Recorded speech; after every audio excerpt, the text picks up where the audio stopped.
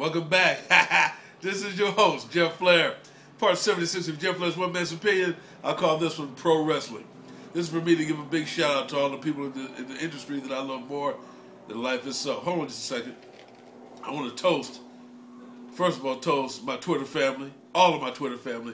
I want to toast my man Richard Burrow. Hope this cigar you smoked last night was pretty good. Of course, I got to toast my girl Serena Lee too. Of course. Here you go. This is Crown Royal and Pink Lemonade. Hold on for a second. Let me recharge my batteries.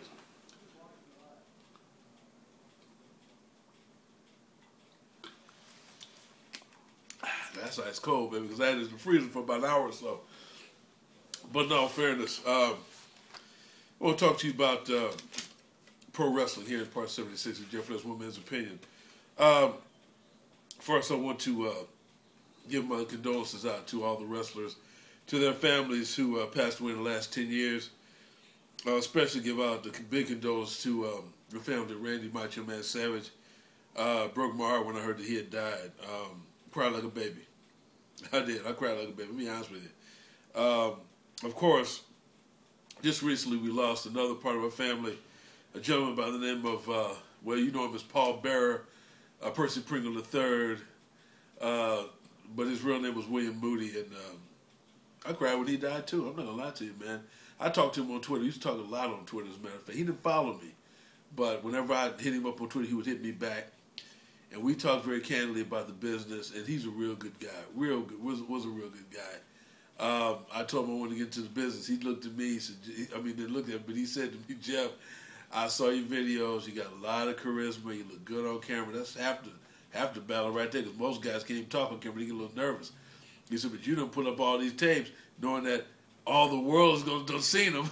So you got that already in the can right there. But he said, you know what, if you feel good and you think you can get in the ring and work, he said, you can go for it, because the business right now is wide open. Pretty much anything and everything goes on in the business now, so just go for it. But then he passed away, and that was a few weeks ago. So my condolences goes out to William Moody, a.k.a. Paul Bearer, a.k.a. Percy Pringle III, to him and his family. I want to talk about a gentleman by the name of Kevin Nash. And Kevin Nash, I used to think was a 7-foot stiff. But Mr. Nash, I apologize. You know what? There's people that I've met that have talked very kindly of you, said you were a good guy, very stand-up guy. You would sign autographs for people.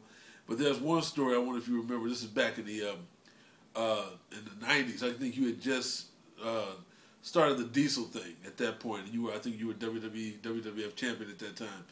And you were at a sighting. And a guy used to come, and I used to work at the Rainbow Bar and Grill in West Hollywood. I used to be head of security there. I'm sure you heard about that place because all the wrestlers have been there. I'm going to talk more about that in a minute. But anyway, Kevin, this guy was telling me that you were at the table along with Shawn Michaels, Davey Boy Smith. I think Bret Hart was sitting at the other end. A couple other wrestlers. I can't think of the other guys' names, but there was about 6 or 7 of you guys, 8 of you guys sitting there. And you were getting tired and say, hey, man, I'm tired. I want to go get something to eat, you know. And the guy said, can I get your autograph? And you said, nah, man, I ain't signing my autographs. He goes, come on, man, sign my autograph. Nah, I ain't signing my autographs. He goes, hey, I remember when you were Oz. And everybody started laughing. And even you started laughing. This was this guy was telling me. And he said, you signed for the guy and said, man, you got to go down. You got to come at me like that, man. You know, it was the Oz gimmick. But you did say that the Oz gimmick made you a lot of money overseas in Japan. So, but Kevin, anyway, man, I got a lot of love and respect for you, man. You're just real people like I am. You told it like it was and put it out there like it was. A lot of people didn't like you. A lot of shoot interviews. I'm not going to name the names. You know who they are. We're saying this and that about you, you know. And I'm like this. You look at my videos, man, Jeff Flair's One Man's Opinions. I'm real people. And I'm going to put it out there, too, man. All the tapes I've done has been real. All of them. I've been a little over the top doing my wrestling stick or whatever, like I've said before on another tape.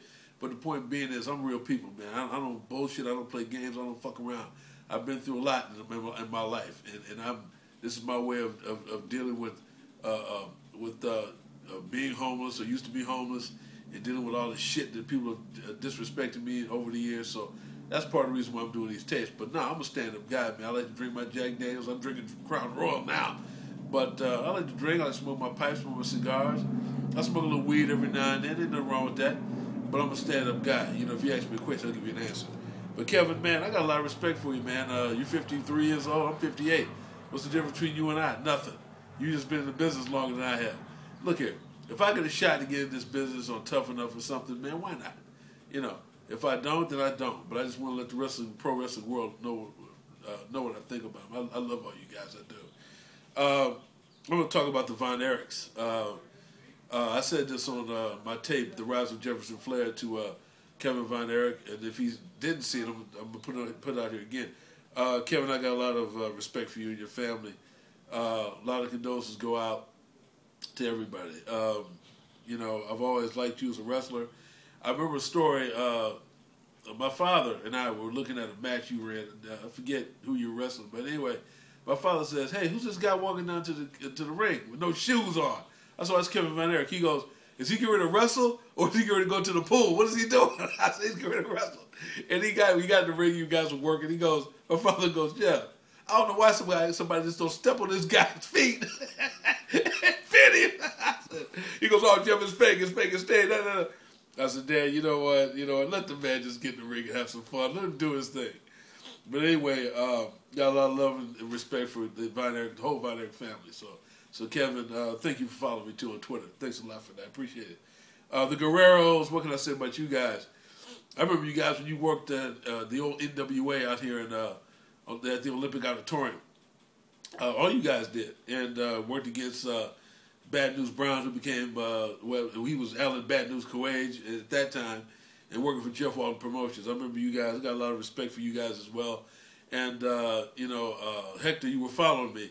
I did get a little stupid there for a minute on Twitter, so I ain't crazy. I'm just a guy that lets you talk a lot of shit. But why don't you follow me again, man? Come on, be a part of my familia, okay? And as far as Eddie Guerrero goes, man, I miss Eddie every day. I always liked him. I always thought he was a top-notch talent in the business. The Rainbow Barn Grill in West Hollywood, I used to work there. I was head security for almost 10 years. And I'll never forget the night me and my friend Playboy Eric Steen were working the front door. And we saw like 8 cars coming to the parking lot. I said, "Eric, the guy in the front of the car, does he look like somebody we know?" And he looked at me, he goes, "Jeff, that's not Bubba Ray Dudley." I said, "Yeah, it is." So he gets out the car, looks around, puts his coat on, walks to the door. Tommy Dreamer gets out of the back car. Spike Dudley, all the guys come up, right? So Eric goes, "ECW, man, you guys rock." And they're like, "Man, you guys know us?" "Yeah, we know you. We get favorite views. We get this. And so that started everybody coming down to the Rainbow. And Big Dick Dudley was a very, very, very good friend of mine. His name was Alex. He passed away a few years ago. He was trying to put me in the ring in XPW, but at that time I was with this idiot named Keith Dyson, who wouldn't let me get in the ring. But anyway, let me talk about that briefly. I was interviewed by WCW to WWF back in 1998, 99. I trained to be a pro wrestler back in 1988 for 10 months with 2 guys that were in the pro game, but they were also college wrestlers. And they showed me a lot about the business. So that's why I got a lot of love and respect for you guys. You guys are the hardest working men in show business. A lot of people don't believe that. So all the news media, all the so-called legitimate sports, you know what? Fuck all you motherfuckers. These guys are the legitimate athletes. These guys are real athletes, period. The way they work, you know what? You need to give them all the respect in the world, period. But Bubba Ray Dudley, who known now as Bully Ray, Mark LaMonica, good guy, used to always come down, "Hey, Jeff, what's happening? How you doing? Boom, boom, boom, boom." Met Devon. Devon was a good dude. Man, all those guys, just real people, man. Just down-to-earth real people. Chris Jericho, not a bad guy. Edge and them were down at the Rainbow. Christian came down. All those guys have been in there. So they know who I am. Once they look at this tape, they're going to say, "Oh, yeah, that's the guy who stayed at the door." So they know who I am. The pros and cons of professional wrestling is that, those guys work hard for their money.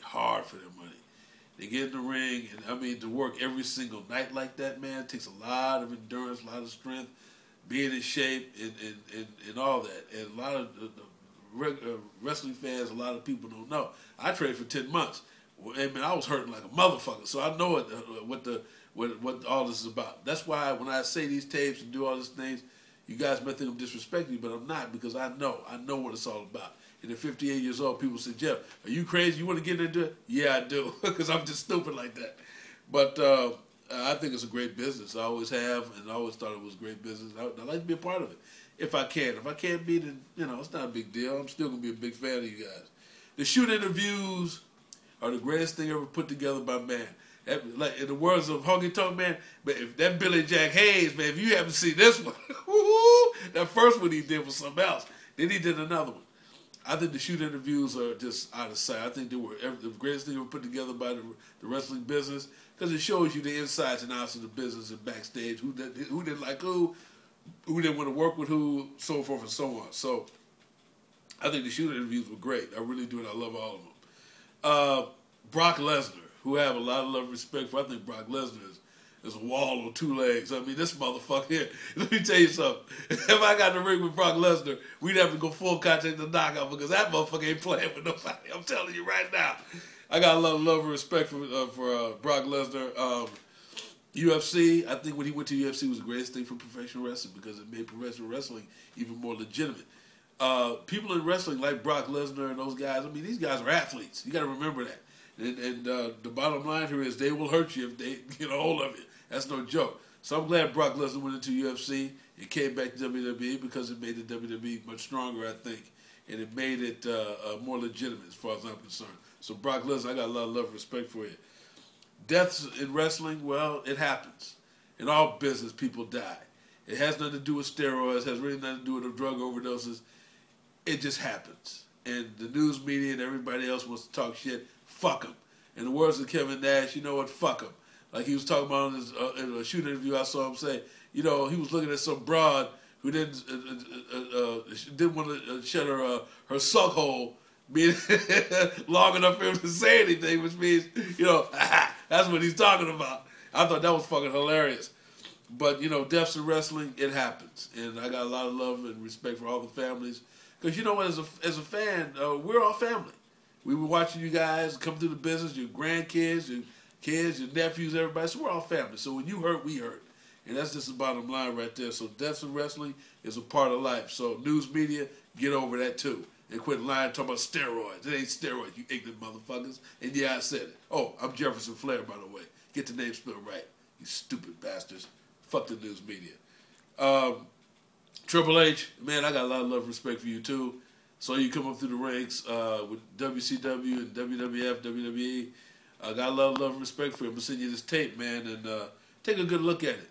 Tell your father-in-law, Vince McMahon, to take a good look at it. Because, Jack, let me tell you something. I'm ready to do business. I'm ready to get in the ring. I'm ready to show y'all something that ain't nobody else is going to show you that's 58 years old as black in this country like I am. Let me tell you something. If I get a shot to go on the Tough Enough, man, I want to do that. Just